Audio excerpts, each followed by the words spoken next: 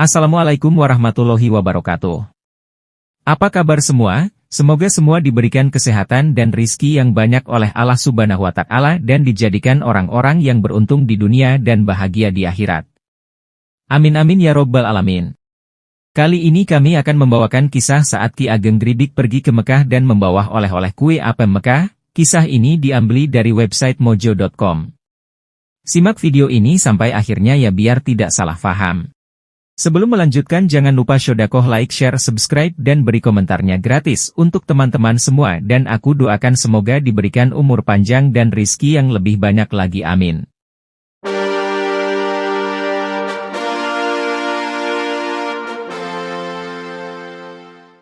Kisah Ki Ageng Gribik, gagalkan Palembang berpisah dengan Mataram dan kue apem dari Mekah. Ki Ageng Gribik pergi ke Mekah sebagai hadiah dari Sultan Agung karena berhasil mencegah Palembang memberontak ke Mataram.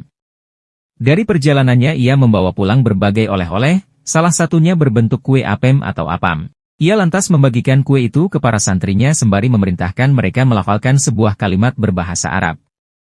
Ratusan tahun setelahnya, kalimat berbahasa Arab itu masih terpampang di berbagai lokasi sekitar makam sang ulama. Bahkan menjadi tradisi pembagian ribuan apem ke masyarakat setiap tahunnya di bulan Sapar dalam penanggalan Jawa.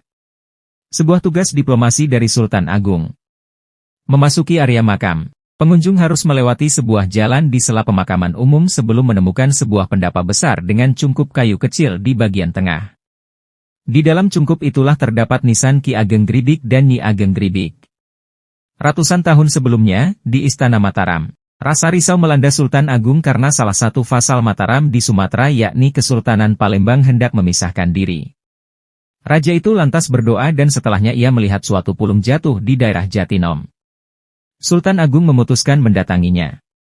Di jalan, ia bertemu dengan Sunan Pandanaran dan mendapatkan informasi bahwa di Jatinom memang ada seorang ulama pertapa. Sang ulama dan sang raja lantas bertemu di sebuah gua. Kepada ulama bernama Ki Ageng Gribik itu, Sultan Agung memintanya pergi ke Kesultanan Palembang untuk mencegah wilayah itu memisahkan diri. Berbekal rasa hormat dan pengakuan Gribik kepada raja, ia berangkat menuju tanah Sumatera. Sampai di Istana Palembang, ia mengatakan maksud dan tujuannya kepada seorang adipati. Singkat kata, untuk membuktikan legitimasinya, Gribik memutarkan sorbannya dan membuat gempa di istana. Sang Adipati Palembang lantas mengakui kesaktian utusan Mataram tersebut dan mengurungkan niat untuk memisahkan diri. Cerita ini didapat dari K.R. Temo. Daryanto Rekso Hastono Dipura, 59. Salah satu pengelola makam Ki Ageng Gribik. Memang yang biasa menerangkan dan menjelaskan adalah Daryanto. Serta dijelaskan juga bahwa di makam Ki Ageng Gribik tidak ada istilah juru kunci, tetapi adanya adalah pengelola makam. Para pengelola makam merupakan orang-orang yang mendapatkan panggilan hati untuk merawat makam sang ulama. Walaupun demikian, Daryanto mendapat nama kekancingan dari Keraton Surakarta. Ki Ageng Gribik, keturunan Brawijaya dan Sunan Giri. Beliau adalah keturunan Brawijaya dan Sunan Giri. Daryanto membuka cerita tentang asal-usul sang ulama. Dari besanan dua tokoh ini, muncul nama Raden Djoko Dolok atau Wasi Bagno, kelak orang mengenalnya sebagai Ki Ageng Gribik I. Setelah itu, ada nama Ki Jetayu sebagai Ki Ageng Gribik II dan Wasi Jiwo sebagai Ki Ageng Gribik III. Wasi Jiwo kelak mempunyai keturunan bernama Syekh Wasi Bagno Timur yang kelak terkenal sebagai Ki Ageng Gribik IV dengan makam di Jatinom, Klaten. Masa hidup tokoh satu ini berkelindan dengan masa kekuasaan Sultan Agung.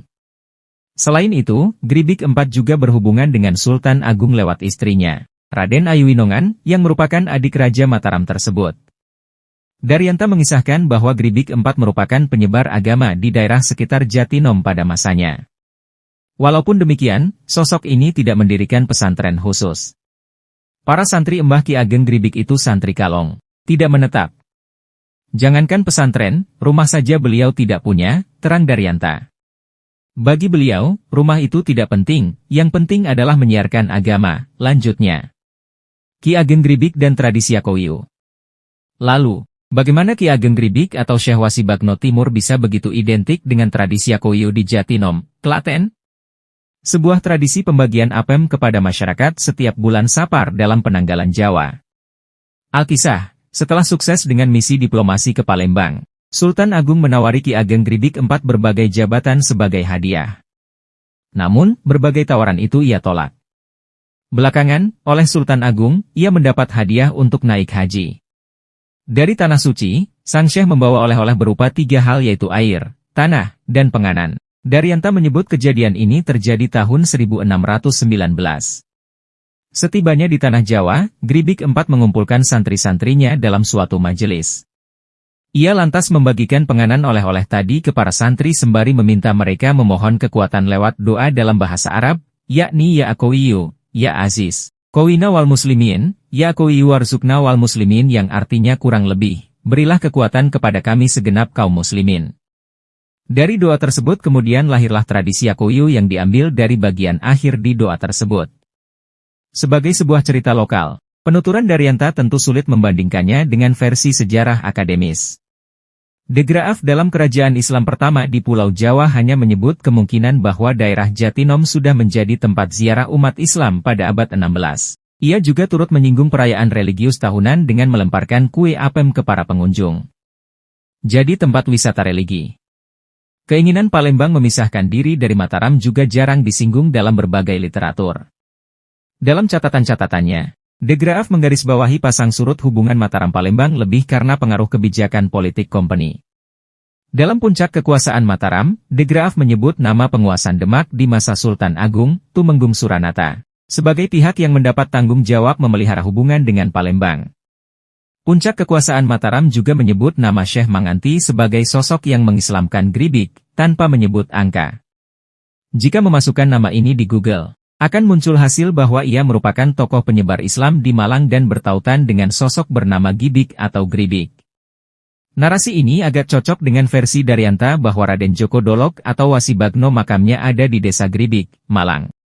Hampir 400 tahun sudah berlalu sejak masa hidup Ki Ageng Gribik IV. Tempat sekitar makamnya kini sudah berubah menjadi sebuah destinasi wisata religi. Di dekat makam, terdapat Masjid Gede Jatianom.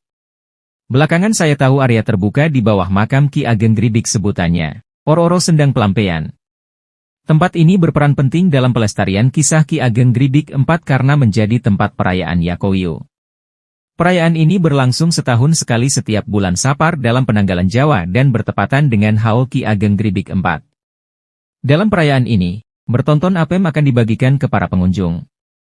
Makam-makam kuno pengaruh Majapahit, Demak, dan Mataram.